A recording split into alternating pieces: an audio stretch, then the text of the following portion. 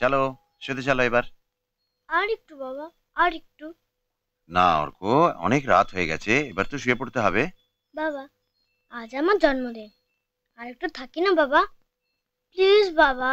এরকম করে না অর্ক, দেখো কাল নয়তো স্কুলে যেতে দেরি হয়ে যাবে। আচ্ছা চলো, তোমাকে আমি আজ একটা গল্প শোনাবো। তুমি কি ভালো, একটা গল্প শোনাও না, রাজা রানীর গল্প।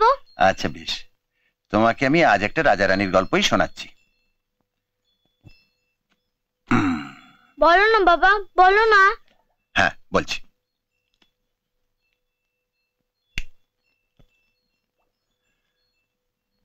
এক গ্রামে এক গরিব ব্রাহ্মণ বাড়িতে একটি ছেলে ছিল।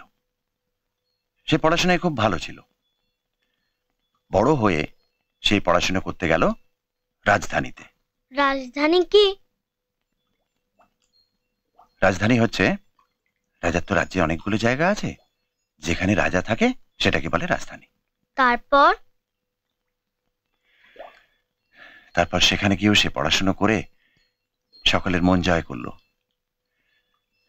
রাজার মেয়েরও তাকে খুব পছন্দ হলো।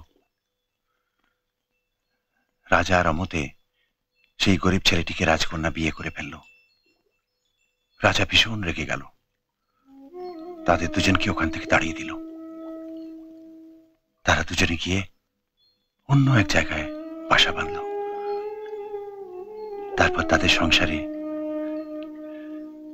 তোমার মতন একটা ছোট্ট ছেলে এলো। ঠিক আমার মতো? ঠিক তোমার মতন।